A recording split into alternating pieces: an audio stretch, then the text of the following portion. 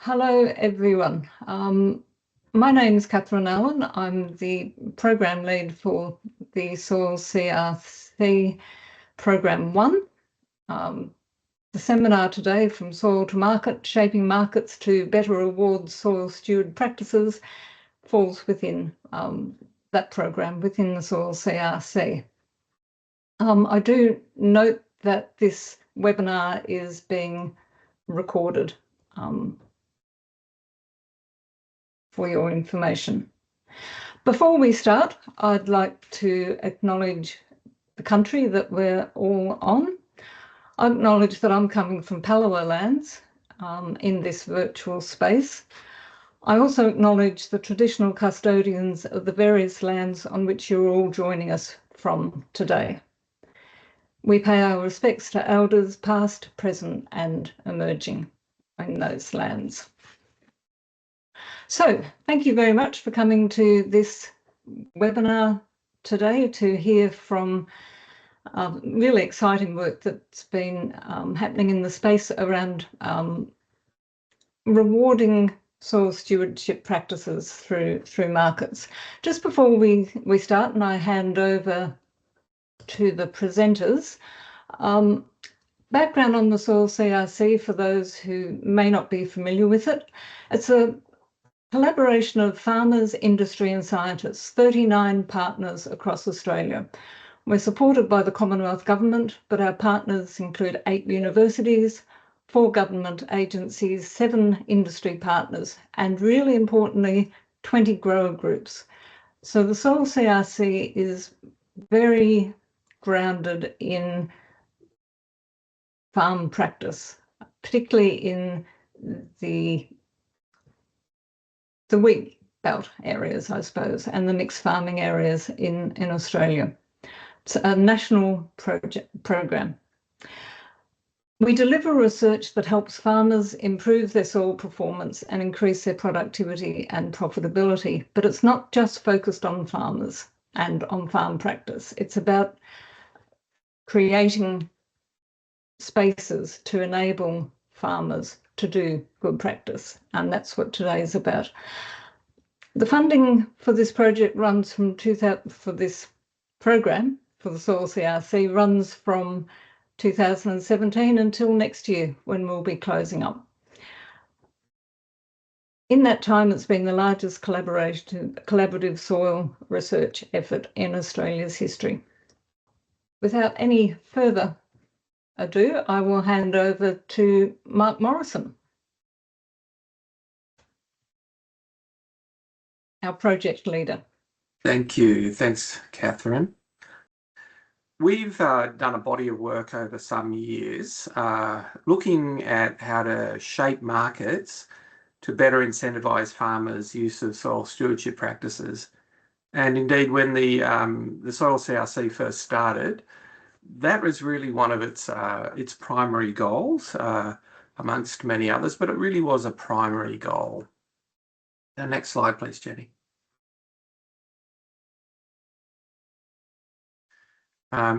This would perhaps be no surprise to any of you present that 75% of Australia's soils are unable to support maximum productivity due to soil constraints.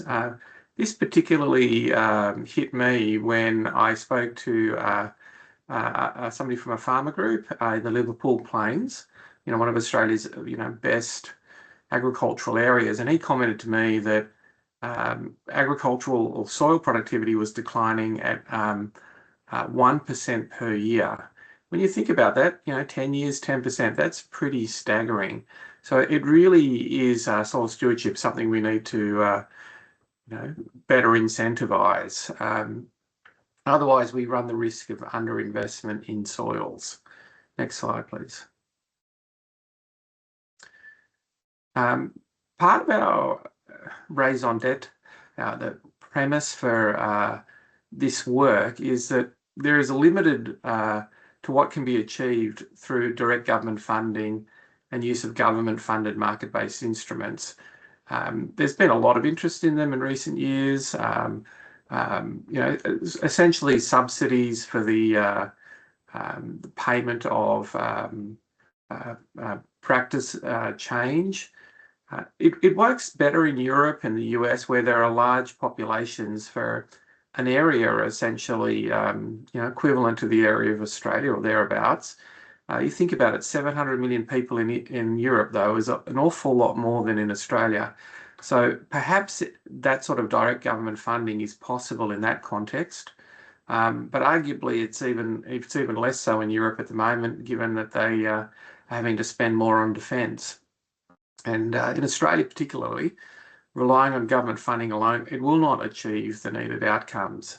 But MBIs also have a range of other limitations that are concerning. For example, additionality. Are you actually getting what you paid for, or are they practices that you're paying for that people would have done anyway? Moral hazard's another one, whereby farmers or producers are rewarded if their situation and their practices perhaps have been poorer, unless it's a newly purchased farm, of course. And those who actually have had good practice and getting better outcomes are not able to access the MBIs. Also, we know from survey work that only certain landholders engage with MBIs, and those who are unsuccessful are less likely to reapply.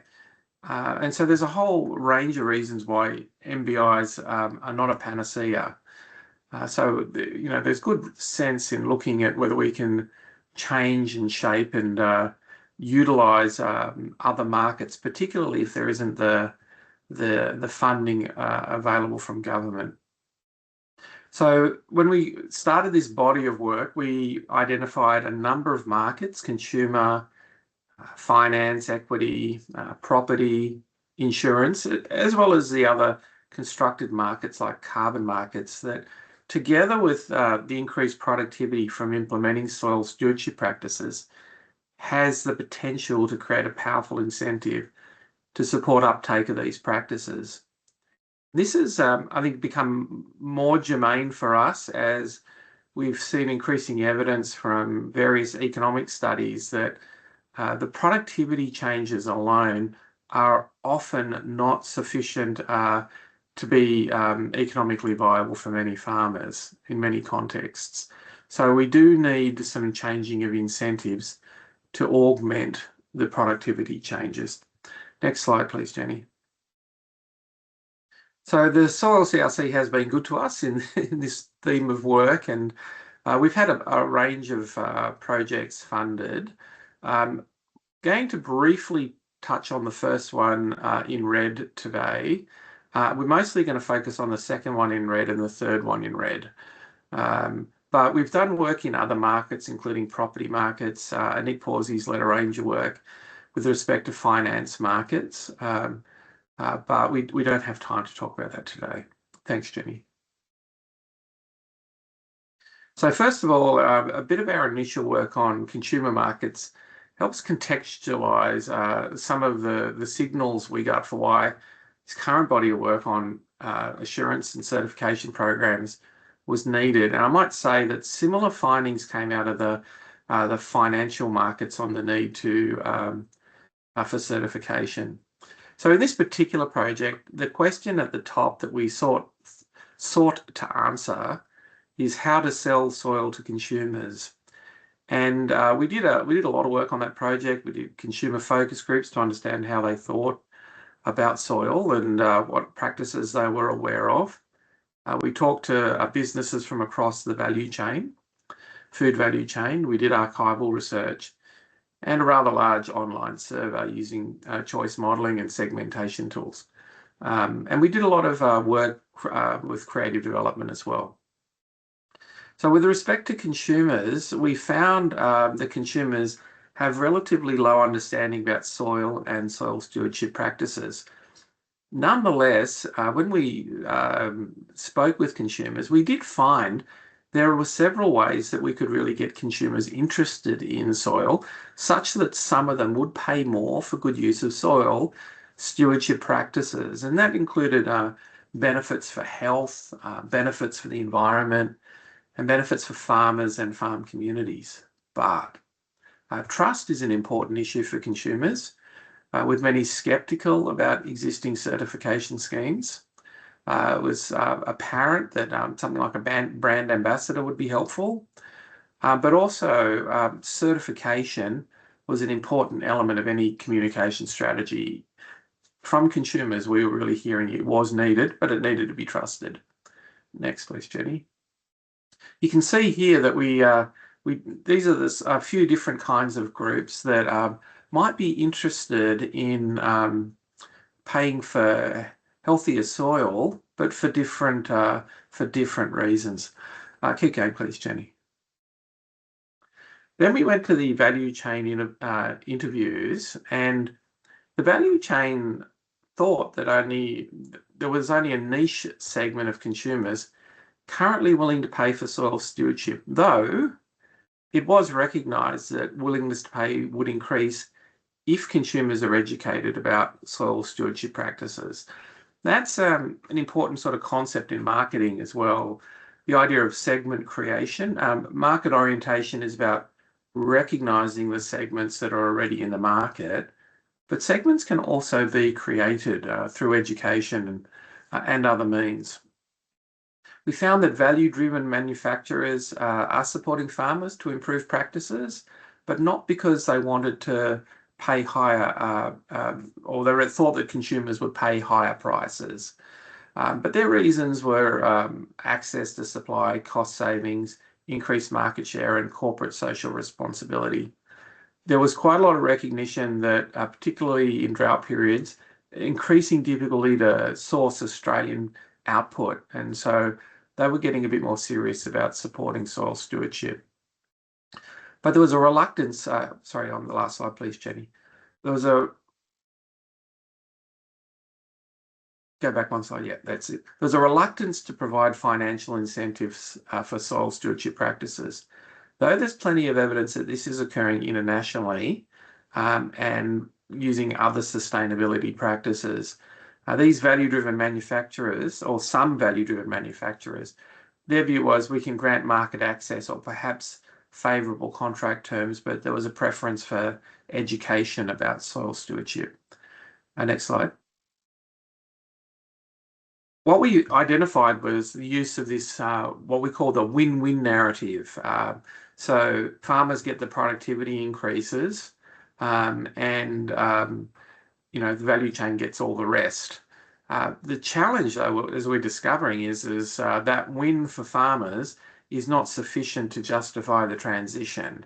And therefore, there is a need for better understanding the costs of that transition and as a basis for helping farmers and farmer group negotiate price premiums. And the value chain, as well as consumers, said certification is important. How could they try to sell soil stewardship with features with their products if there was not evidence that in fact those practices had been implemented? Thank you, Jenny. So here was a really interesting finding. There was a differing view about whether market activation or shaping should be driven by consumer demand, by farmers, or by other value chain stakeholders. Normally, it's the lead firms that drive change. However, in this case, everybody was giving everyone else the responsibility. So we sort of coined the phrase, who's meant to be conducting the orchestra on this one? It was not clear. And relatedly, we found that some drivers of change are underutilised, including supportive government legislation and policy, as well as normative pressure. So normative pressure is pressure to do certain things because it's right. So that can be pressure from consumers, professional organisations, not-for-profits, government, etc. And that can be applied right across the value chain about what should be done as is right and proper and to maintain consumer licence. Please, Jenny. We developed some communications materials as part of this project, as part of our goal to sell soil stewardship. This is about sort of market shaping and creation activities. The logo, we did a whole lot of TV commercials, websites, and advertorial. Next slide, please, Jenny. You can see some of the products that we developed, maybe a familiar face there to you if you watch Gardening Australia. And we as part of the work, we identified these 5 segments. Now, the high-end health conscious are typically the organic segment. That's about 5 to 7% of the population. But we identified some other segments. This natural and sustainable shopper segment, just shy of a third of the market, really they value nutrient-dense, healthy food, but they're not an organic segment. Interestingly, the presence of this segment has been found in other studies around the world. There's growing evidence of its presence. And there were some other reasons. You can see the Aussie first marketing skeptics. They were interested in supporting Australian farmers and their communities, as we'd identified in the qualitative research. Bottom line is, and this segmentation questioning was done before we delivered the communications material in the survey. It shows evidence that, in fact, there are some latent groups that are prepared to pay for nutrient-rich, healthy, environmentally friendly food. Next, please, Jenny. Okay, moving to our work on certification and verification now. Next slide, please, Jenny. Okay, so given what we'd seen from consumers, from the value chain, and from the finance projects, that certification is really needed, we thought, look, we should do a deep dive into this area as a way of increasing the extent and speed of realisation of financial benefits to farmers from using soil stewardship practices. We saw this as a way of clarifying and signalling when soil stewardship outcomes are achieved, and that information is critical for market shaping. Next, please. So, what we did here was, in this project, we had a few aims. Here are 2 of them. But what we wanted to do was see if we could come up with best practice for the design of a certification scheme that included soil stewardship practices. It was not about setting up yet another scheme. It was rather, how can we come up with the best optimal scheme and help provide insight into how schemes could be improved. It was a possibility there could be a new scheme, but that was not necessarily the intent at all. Next slide, please. In doing this work, we identified many challenges. And look, it's a really complicated area. Agriculture is complex, many different types of soil, many different industries, many different climate zones. You need cost-effective auditing. People have different needs. There's a whole lot of certification already in place that may include some soil stewardship. How do we get everyone to agree? People have different perspectives on what soil stewardship involves and what it means in different localities with different soils and different industries will also change. You've got other systems like carbon credits about, and somebody's got to pay for this. And you can't make it so expensive that landholders won't want to engage. And there is actually a need for supporting laws and institutions and policies to facilitate this, and they're not currently in place. So a lot of challenges. Next slide, please. So we did an audit of a range of Australian and international certification schemes that include soil, a literature scoping study. We talked to stakeholders from across the value chain. We did a series of design thinking workshops that we used to come up with some potential ideal solutions to this certification challenge. And we sought feedback on those solutions from farmer groups across 3 states. And we did another national consumer survey involving choice modelling and some focus groups there as well. Next slide, please. So from the audit, we found that in some certification schemes, soil is quite well included, but in others, it's barely included. So there's a real range, and you can see in that final column there, everything from extensive to some to none. And much variation. So that's an issue with the way current soil is currently represented. Next slide, please. We found several broad models for how people thought about certification in general is enacted, the main model is one called third-party certification, where producers are audited by an independent body against a set of standards. But it is by no means the only approach. You can include, with TPC, internal control systems. It's used internationally, where the certification includes auditing of a group of smaller producers rather than auditing each one of them separately. The idea is to reduce transaction costs and costs overall for those smaller producers, make it easier for them. Another is participatory guarantee schemes. These are used internationally, both in developed and not developed countries, where producers develop their own local standards and they audit each other. And there's a lot of farmers teaching farmers in that, a lot of practice sharing. It's is for domestic production. Obviously, the Europeans have limits, for example, on organic production that they require third-party certification to specific standards, so can't use PGS there. Next, please. One outcome of our literature review and audit was that we realised that we could think about certification schemes rather than in broad models like TPC or participatory guarantee, which the literature tends to do, but rather in terms of design features.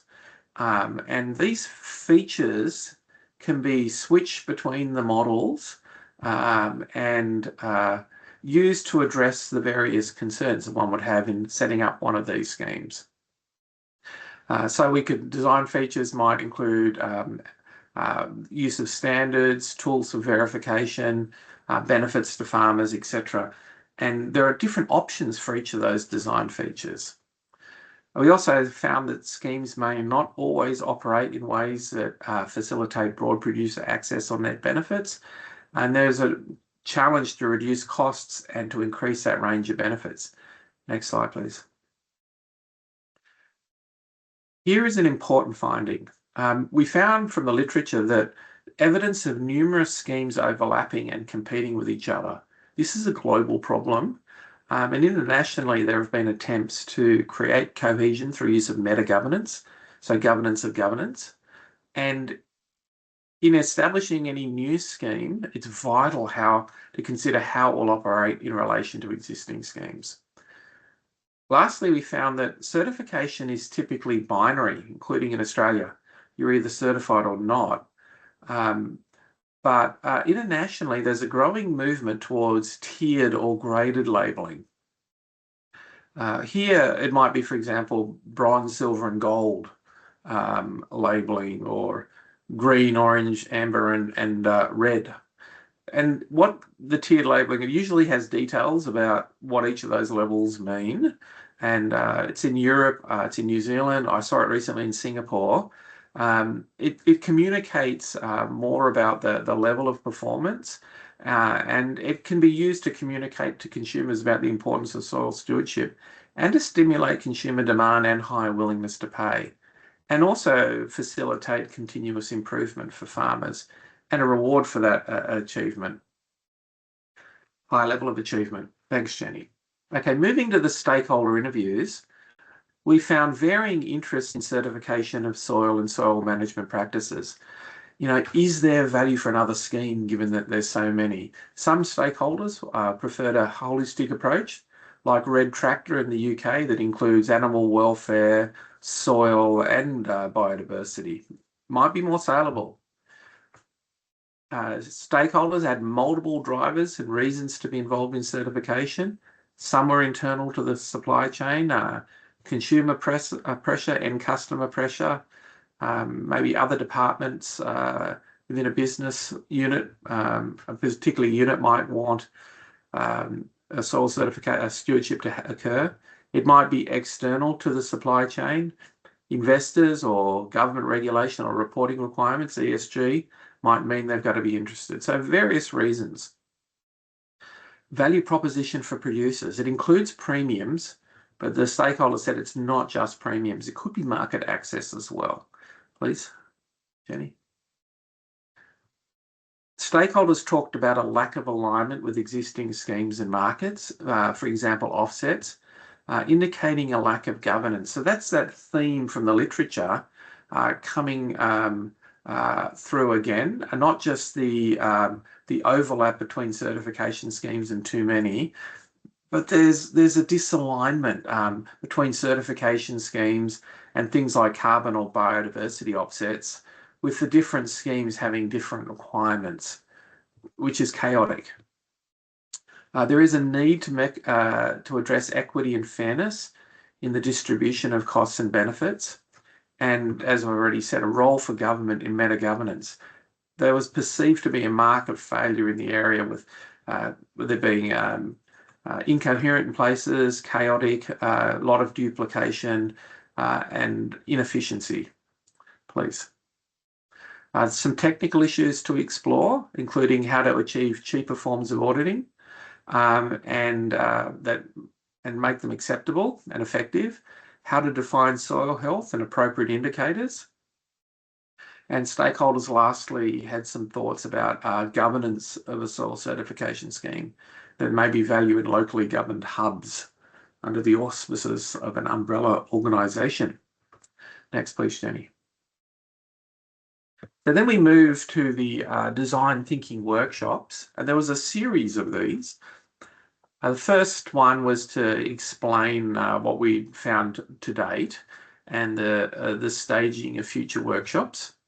Then we introduced our design thinking toolkit, and this was based on thinking about certification schemes as design features and options. So we developed a toolkit on that basis, so we could have two groups, each group working separately to essentially put together their optimal soil certification scheme, which is what happened in the one-day facilitated workshop. But we also, given the interest in meta-governance from stakeholders and the literature, we also sought to develop an optimal meta-governance scheme.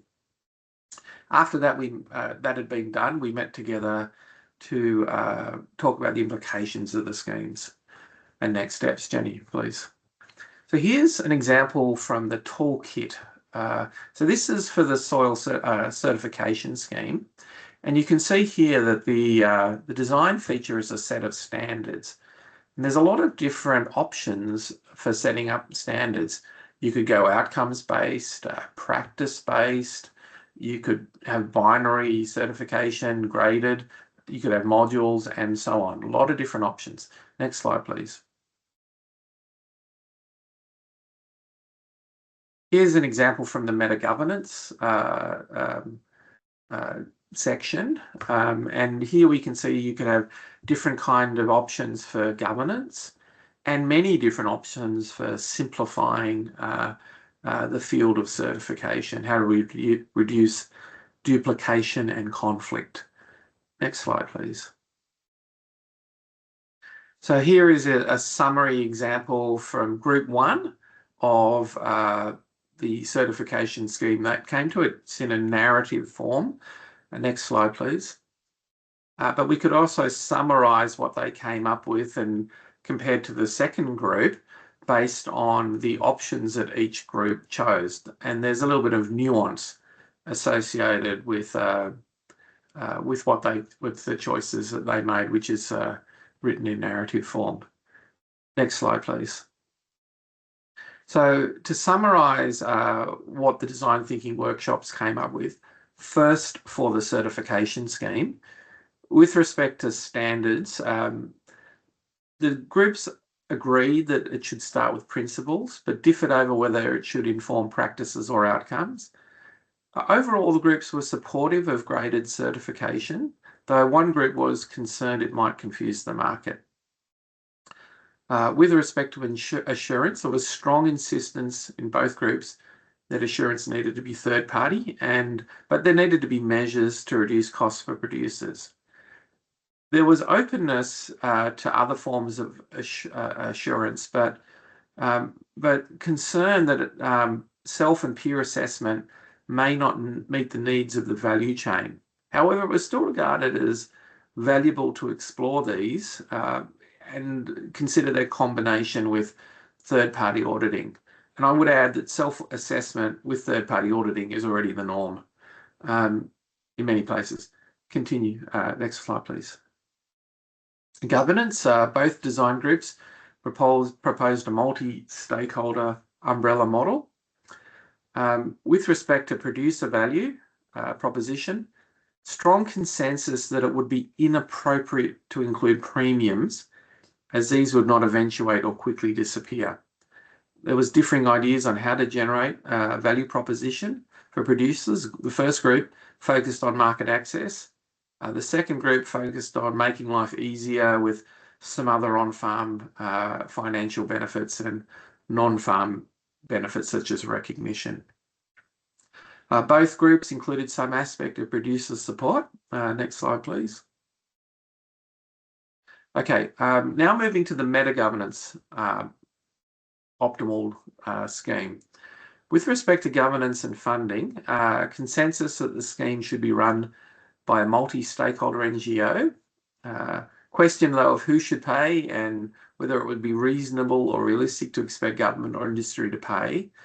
It was noted that government had already invested in frameworks such as the AAUF to increase coherence in the sector.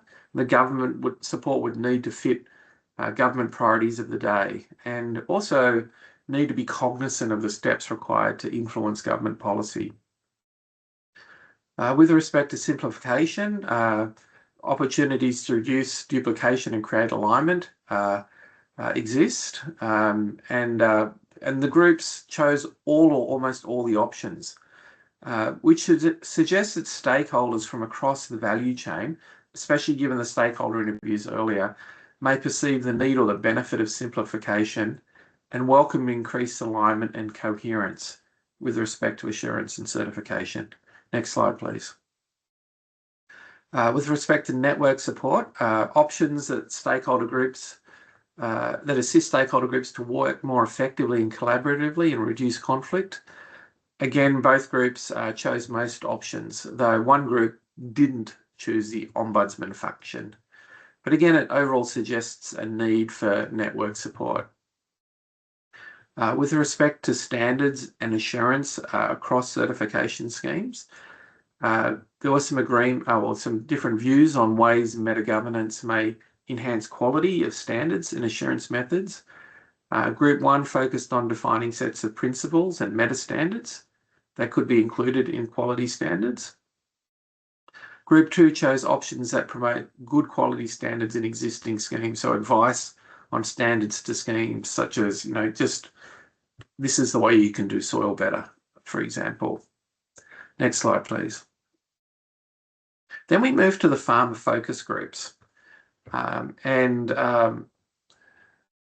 terms of standardisation of soil management, including outcomes and practices was supported, but only practices not as acceptable was not as acceptable, especially if they were too restrictive. There needs to be flexibility for local conditions, soil type, and if there's situational issues like drought, that needs to be recognised. There was openness to graded certification as well. A majority supported that, but there were a chunk that were uncertain. They weren't opposed to it, they just didn't know. There was a small proportion that were against it. They thought that some sections of the farming community may have reservations. That was their reason for being against it. It appeared to us, that the research team, that further research and education may enhance acceptability and explain why graded certification may be desirable, for example, to justify price premiums. In terms of the value for proposition for farmers, producers really strongly let us know that they desired premiums and access to specific markets as a minimum requirement for engagement. Additional farm support is useful, but it's not sufficient. Next slide, please.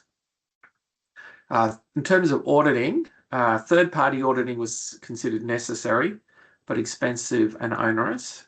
Producers were open to the idea of remote auditing, but there was some uncertainty about validity. They thought that ground truthing might help with that.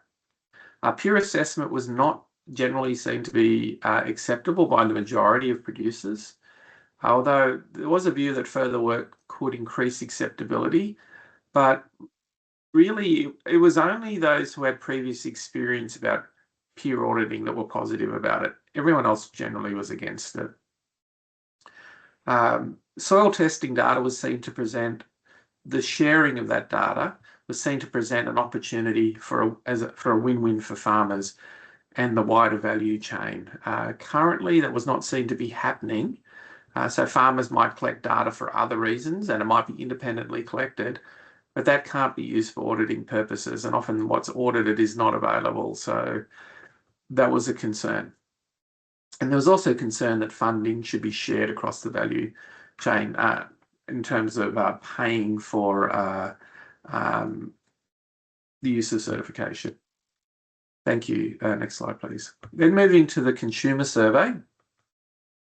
We had 3 different treatments that looked at different things: graded certification outcomes, whether farmers received guaranteed premiums, different forms of assurance, and soil health outcomes. We're going to really quickly look through these now. Next slide, please. We found evidence of consumer willingness to pay for soil stewardship practices. We also interestingly found that that willingness to pay exceeded that of organic practices. Intriguingly, we found consumers were willing to pay most for third-party auditing, but also for farmer-based or peer-to-peer auditing. Zero willingness to pay for remote auditing, and a negative willingness to pay for self-auditing. So that contrasts with the insights gained from the design thinking workshops and the farmer focus groups, where it was seen that farmer-based auditing would not be supported by consumers. Self-auditing was okay, and remote auditing was, positively viewed generally. So the consumer concerns should not be seen as a constraint on the use of peer-to-peer auditing. We found a positive willingness to pay for graded certification, particularly gold certification. A lower willingness to pay for silver certification for potatoes only, not wheat biscuits, which was the second product we looked at. To get a sense of the extent of this willingness to pay, gold certified with 20% premium for farmers, this is for potatoes, was found to increase willingness to pay by $1.32. And a bag of 1 kilogram bag of potatoes costs $3 to $4. Silver certified with a lower 10% premium for farmers would increase willingness to pay by 39 cents. So this is an opportunity here for achieving ongoing market premiums and continuous improvement. Next slide, please. We also found a willingness to pay for soil health outcomes, with consumers willing to pay more for measurable soil health outcomes, not only certification attributes.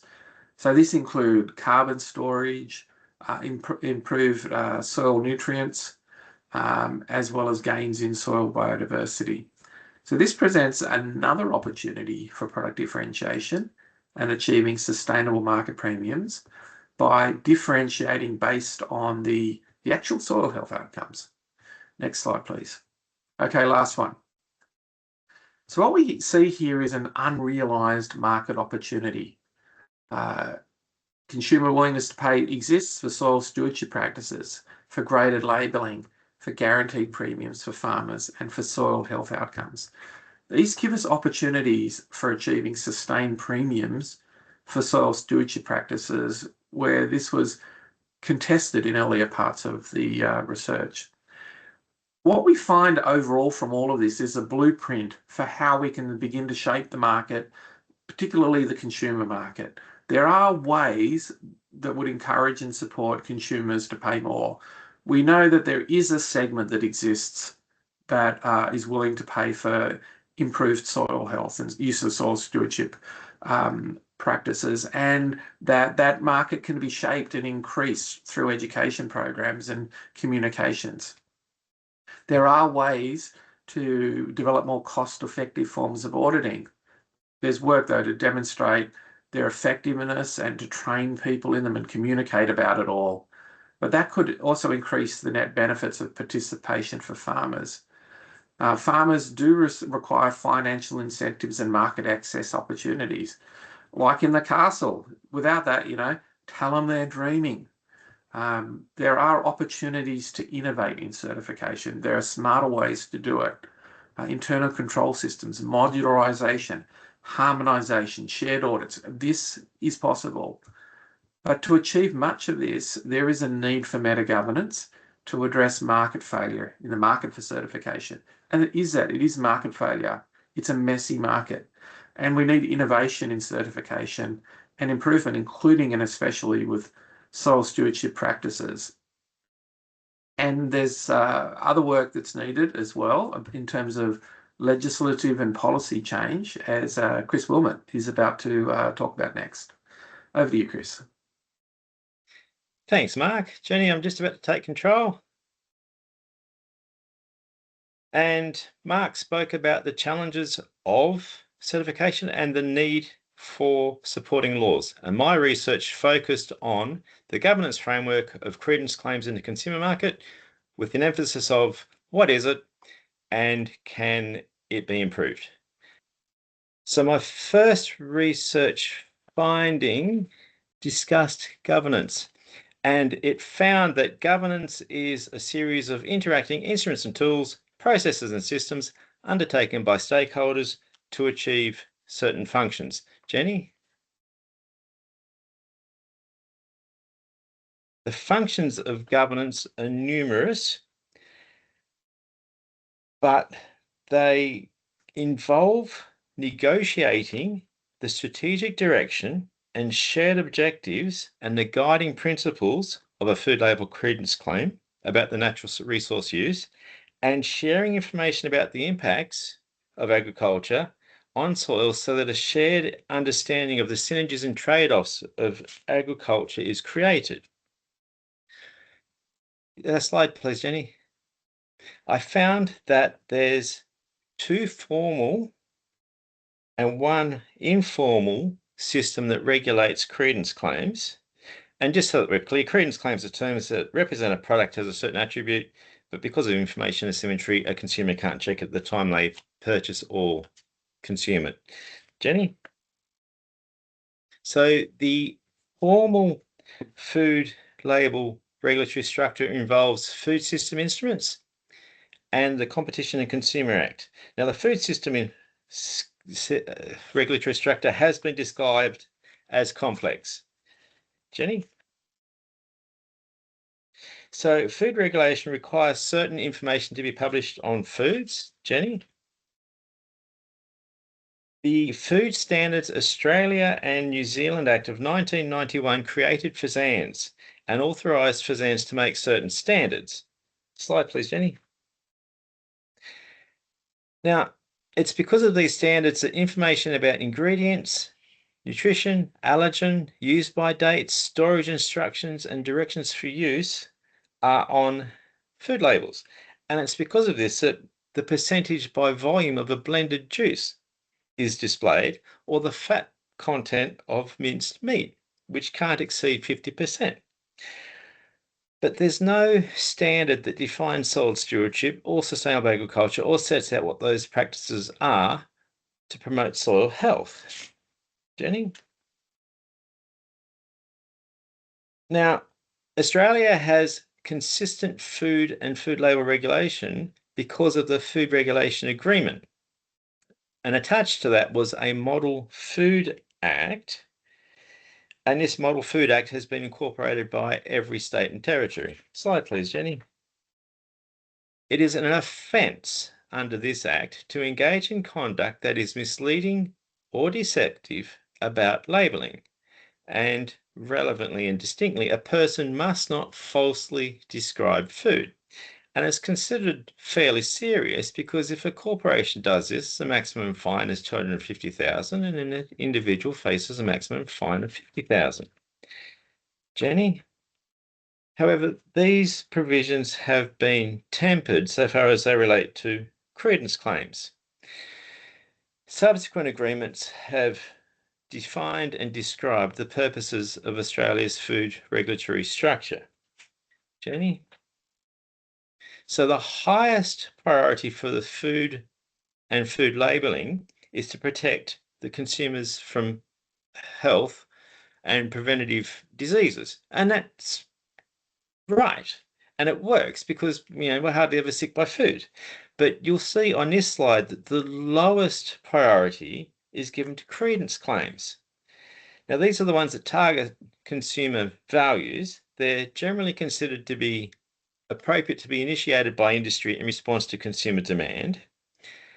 And they're self-regulated via the consumer protection laws.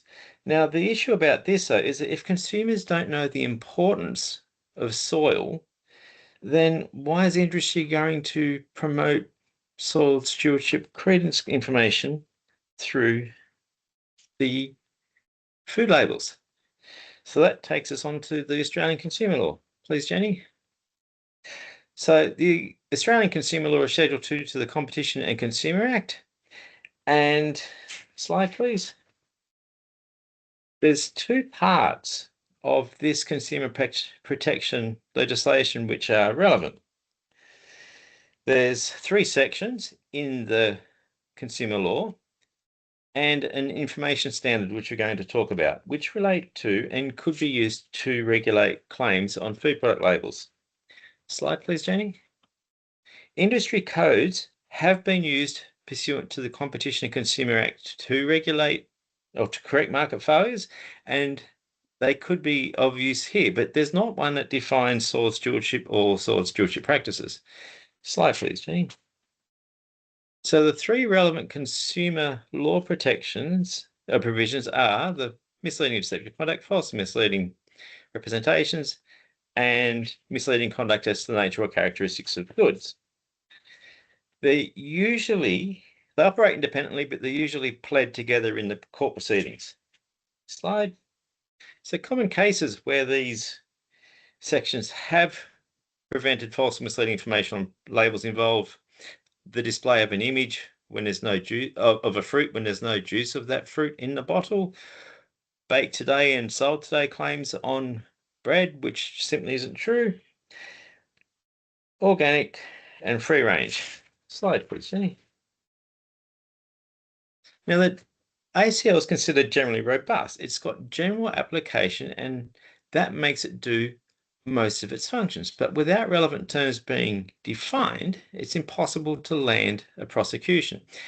And this is where the ACL struggles with fairly intangible claims like sustainable. They're just difficult to enforce. And one of these, as an example, is the prosecution of organic claims. It's generally only successful if the ingredients list a substance which is clearly not organic, or someone claims that they've got organic certification when they don't. Slide, please, Jenny. Sorry, I think we might have just missed one. No, sorry. So the second part of the Australian Consumer Law was the free range eggs information standard, and a standard like this could be used to potentially help with the regulation of soil stewardship food label claims. Slide, please, Jenny.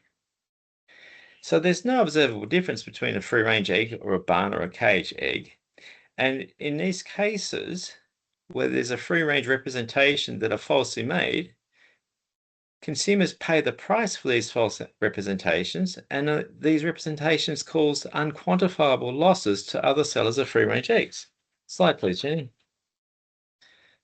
This standard brought regulatory certainty because it did 2 things. It stipulated the stocking density of chooks, and it said that they must have meaningful and regular access to outdoors, which involves being able to roam and forage. So all a regulator has to do is see if these conditions have been breached, and if so, they can run the prosecution. Slide, please, Jenny.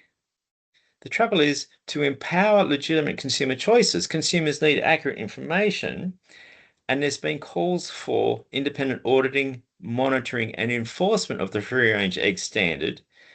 And the second issue with it, discussed in the literature, is that scientific knowledge and animal welfare expert participation may not have been involved or involved sufficiently when the standards were drafted.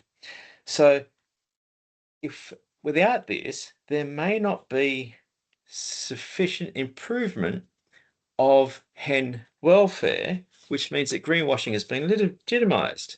So of the three systems that we've discussed, slide please, Jenny, the two formal ones can't currently regulate sustainable or soil stewardship credence claims. So when we look at the private standards and market forces regulatory structure, slide please, Jenny. Because of information asymmetry, consumers can't tell, even though some of these claims and sustainable agriculture comprises, to varying degrees, market entry requirements. Now, some farms are being audited 7 times a year, but it's consumer trust in a brand, which is the primary regulatory structure overseeing these claims. And we've spoken about information asymmetry, and this leaves consumers vulnerable to price exploitation and misleading marketing practices. Slide, Jenny. But there's so many drivers which are influencing quality assurance schemes. And these include changing expectations, changing ESG reporting, United Nations instruments, but because they don't consider in a standardized fashion the soil or the soil's response, and because these standards aren't reviewed, you can't be certain that the standards are actually improving the soil health. And the second weakness is they don't communicate properly with consumers. A consumer is not going to know or understand what a particular certification means about the agricultural production process and how that's improved the soil. So it's not informing consumers appropriately, and it's also not engaging properly with agricultural producers and how they could best manage their practices. Slide, please, Jenny. So this leaves us in a situation where private standards and market forces probably aren't regulating consumer claims sufficiently either. Slide, please, Jenny. So coming back to the functions, because these aren't operating as good as they could, slide please, Jenny.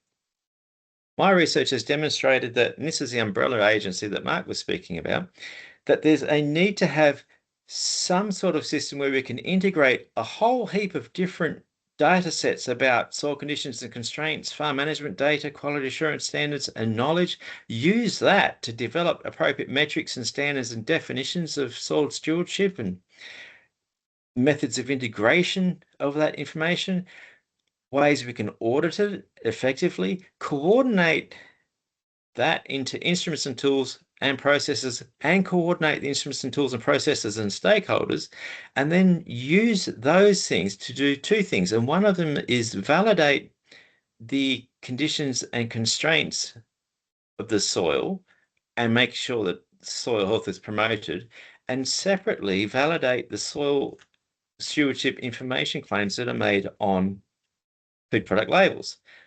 Overarchingly in all of this, though, there is a care to make sure that we don't create regulatory overreach, which encourages green hushing, and no one says anything about soil stewardship practices, which creates an adverse result and less information in the marketplace. And now, Kirsty, over to you.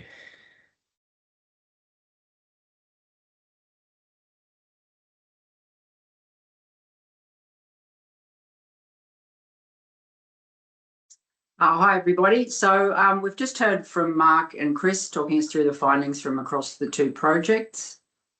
I'm going to take us through to the end of this session by just giving a very brief sort of introduction to thinking about what the practical implications of all this are. And I'm going to do that by talking through quite quickly, because we're a bit behind time,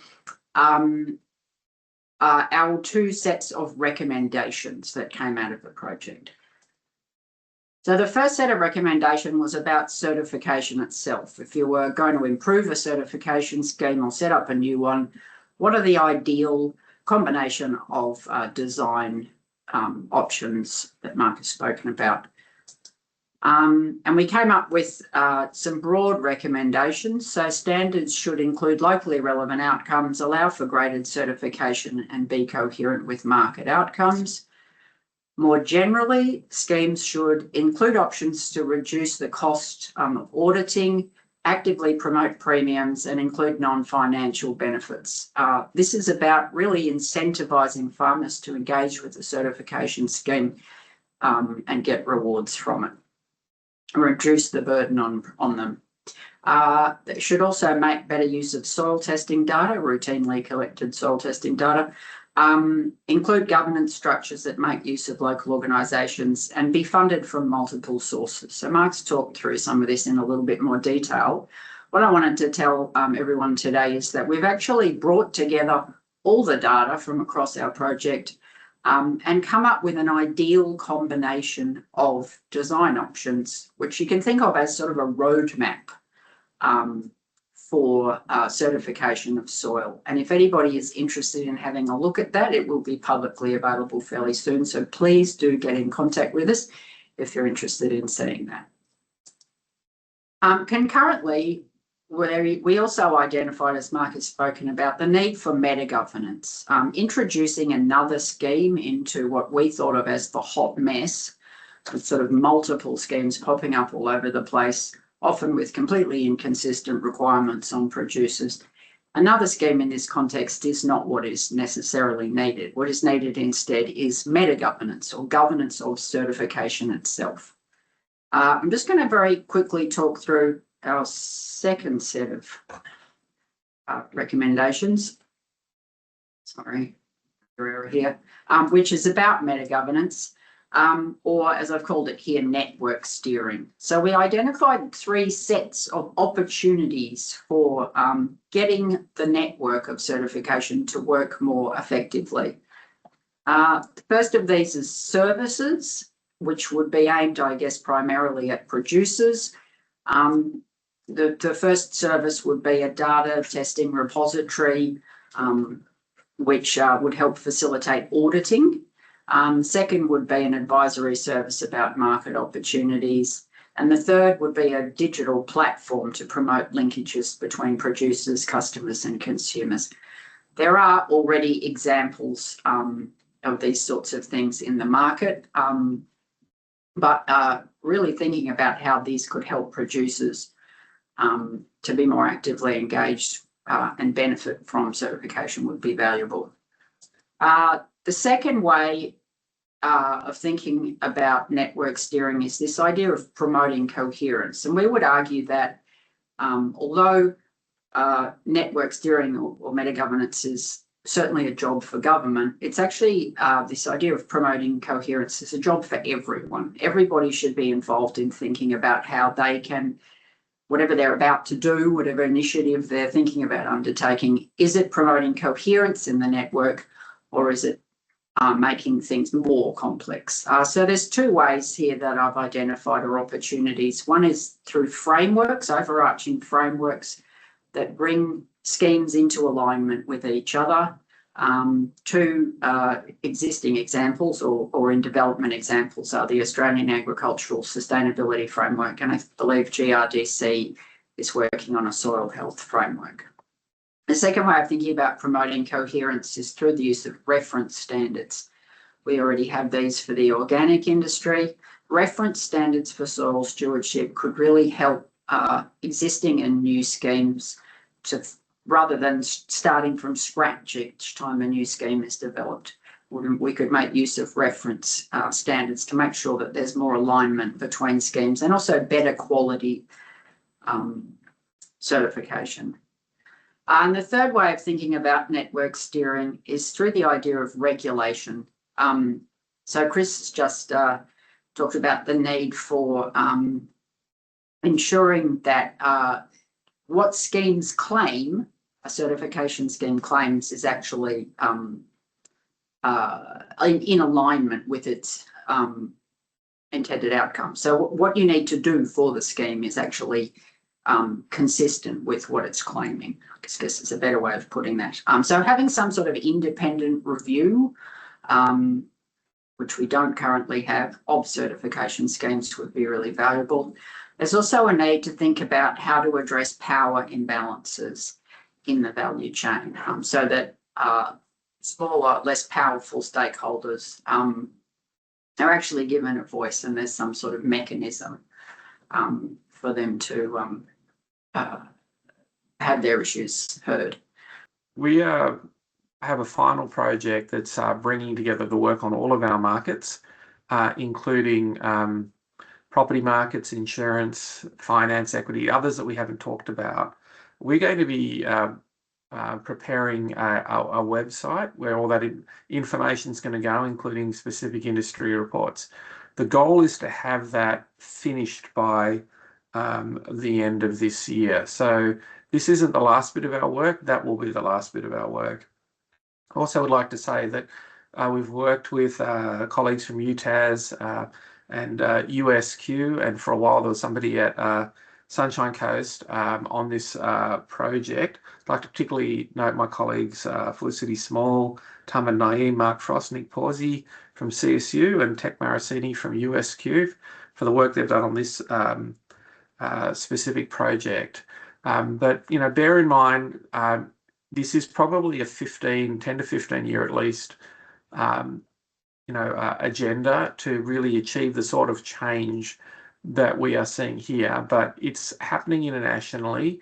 It will happen, but we kind of, as Chris said, we need to get out in front of it to get to do our best we can to get the best gains for farmers, for food security, for the health of our food. So, best time to plant an oak tree was 20 years ago. The next best time is now. Now is the best time to get on with this. Thanks, Catherine. Okay, thank you very much to Mark and his team, and thank you very much to everyone who's attended today, who's interacted, who's thought about this, and we would love to keep the conversation going. Thanks very much.